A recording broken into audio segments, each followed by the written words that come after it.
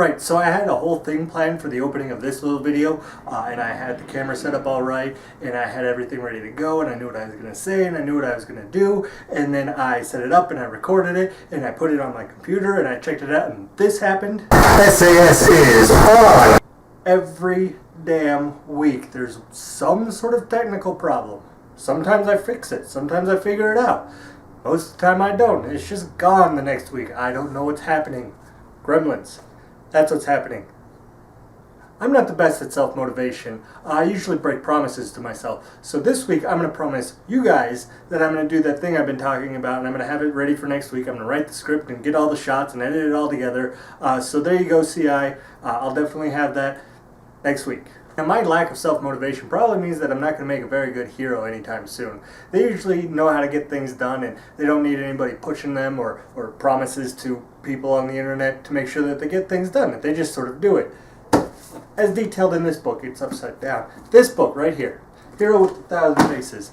Basically, if you ever hear the term hero's journey, this is the book that did it, that described it and laid it all out for everybody.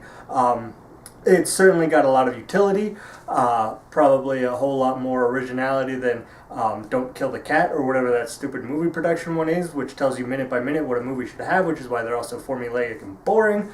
But really, I kind of disagree with it. I don't really think that there's just one hero's journey. Yes, a lot of them fall into that, just like a lot of plays and stories have a 3-act structure, but you can also go outside of that. 2001 Space Odyssey comes in 5 different parts. Hell, HAL 9000 only shows up for like 120 pages or so.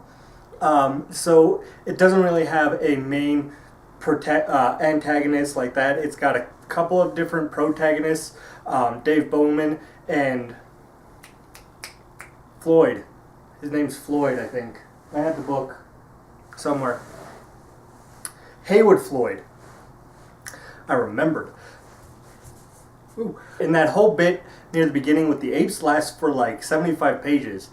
So there's discrete parts with their own sort of stories going on in them, and they come up to make one huge whole, and it comes in 5 parts and not 3, which means that you don't necessarily have to have one hero's journey. There's a lot of ways for people to be heroes. They could just be a really solid rock of a person that somebody could depend on. They could be very proactive and make changes in the world. They can do all sorts of things.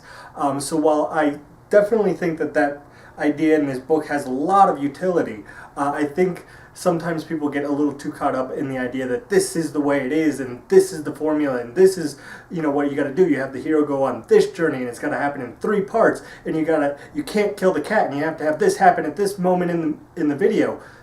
That's how we get to that point, is by getting stuck and trapped in narrative ideas that, even though they're useful, even though they can be extremely descriptive, are not ever going to be the whole story. There's just too many stories for that. Right, and so I guess that's my video for this week. I talk about sound problems and make you guys a promise, and then talk about narrative and hero's journey and whatnot, and yeah, done.